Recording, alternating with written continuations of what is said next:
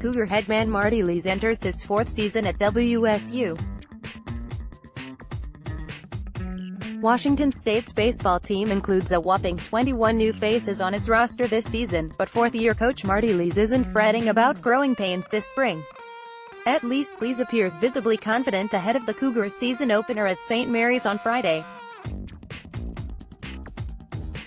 In between batting practice and bullpen sessions inside the hitting barn adjacent to the Bailey-Brayton Field this past week, the skipper told CougFan.com his biggest reason for optimism is that the newcomers are talented enough to play immediately and mesh with returning starters. "We've got a bunch of returners," Lees said.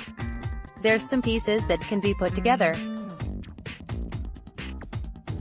I wish we had a little more depth in terms of our position players, but I feel like at each spot, we're really solid." It has been tough sledding since former athletic director Bill Moose tabbed Lees to replace Donnie Marbut as WSU's head man in 2015.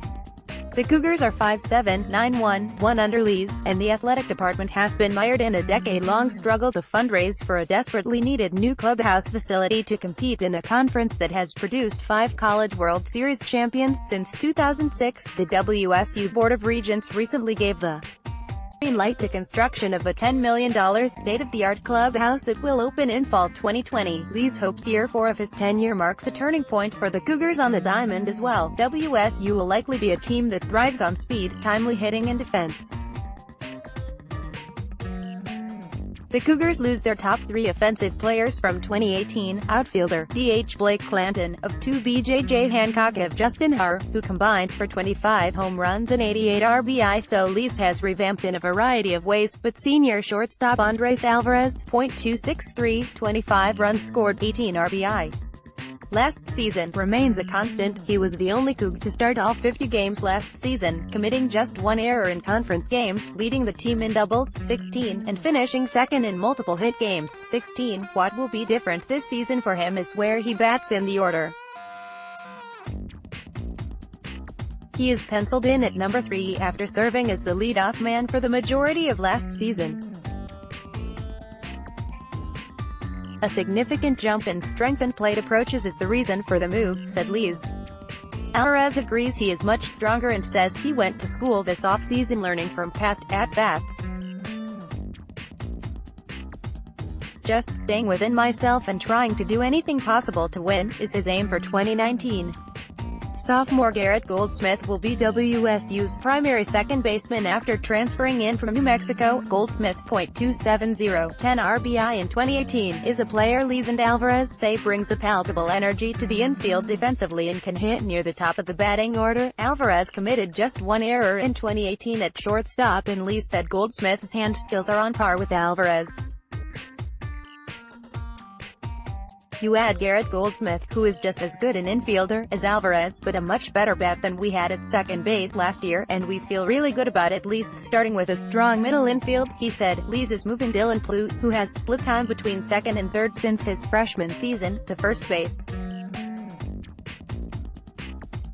The 6-3 Kennewick product is a career .285 hitter with 105 total hits but committed 20 errors over the past 2 seasons.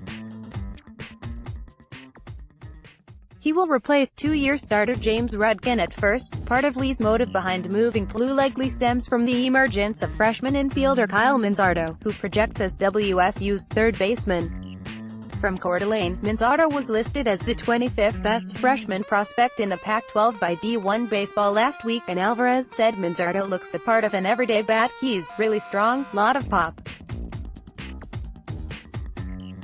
He works hard, and we're glad he's on our team." Senior Robert Thiel and junior Cal Waterman were expected to split time behind the dish, but Waterman underwent 2 hip surgeries in the offseason and will miss all of 2019. Lees said Thiel will catch the majority of games, and freshmen Anthony Notaro, Anacortes, and Bradley Polinsky, San Diego, are competing for the backup job. Robbie Thiel is our starting catcher, and he's going to catch as many games that will allow him, Lees said. Junior Danny Sinatro will start in center field for the 2nd straight year, and as a player Lees is looking at to help offset the losses of Clanton, Hancock and Harr and jumpstart a WSU offense that ranked 9th in the Pac-12 in 2018.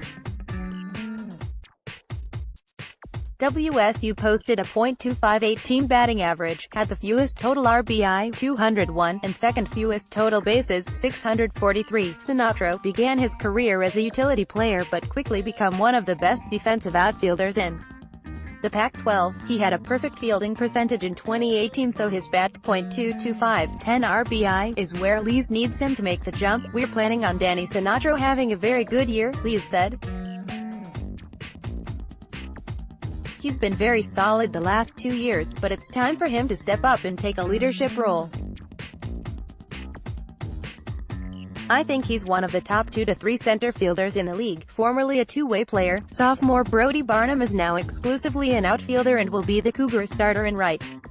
Barnum, 6'4", 223, only saw 9 at-bats in 2018 but played 36 games in the outfield in the West Coast League over the summer. We feel like Brody can be an anchor in the middle of the order, Lees said. Brody has made huge improvements. He's a very good hitter, he's got a very strong arm.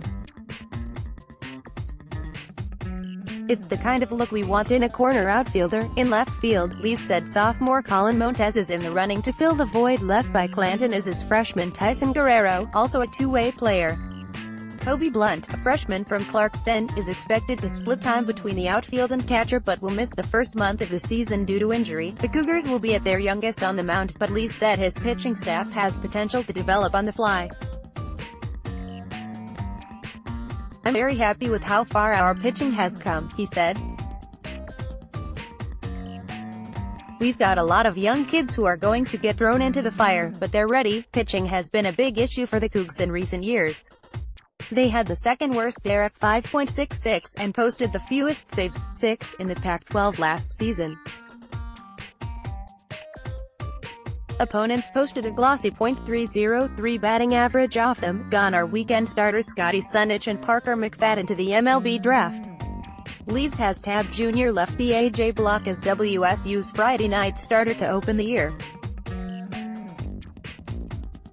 Block 4.91 ERA, 48 IP, 44 strikeouts in 2018, played in the Cape Cod League over the summer and said he is ready to anchor the rotation after bouncing between the bullpen and spot starts in his first 2 seasons. The first 2 years here, I've kind of been trying to adjust, Block said. This being year 3, I think I'm ready now. Coach Lees has thrown a lot at me, but over the 2 years, I've kind of gotten used to it. Fourth-year junior Isaac Mullins began 2018 as the Cougars' Friday night starter but is moving to middle relief. Sophomore righty Hayden Rosenkrantz, who made 4 Pac-12 starts last year, will likely pitch out of the rotation in Mullins' place.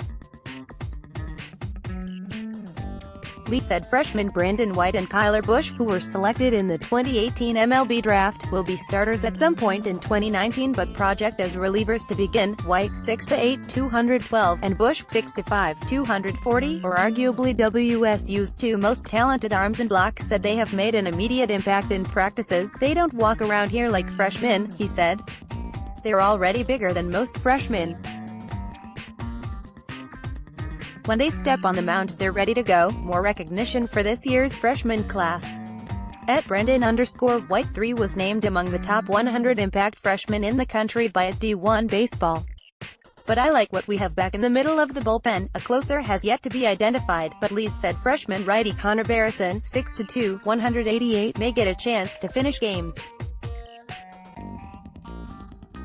In addition to Mullins and Guerrero, Lees said freshmen Zane Mills and Sam Lauderdale impressed in fall practices enough to earn bullpen roles. Alvarez said Mills, a righty from Portland, was particularly tough in scrimmages. I never like facing Zane, Alvarez said. He has a really good slider. I'm pretty hyped. The Cougars' 1-6-3-3-1 overall record and 8-2-1-1 mark in Pac-12 play last season was disappointing after the program won 4 straight Pac-12 series in 2017 and appeared to have turned a corner. As to what has changed, Lees said the talent pool is better and he is coaching a team comprised exclusively of players he and his coaching staff recruited. Based on what we saw in the fall, we've got a whole new team.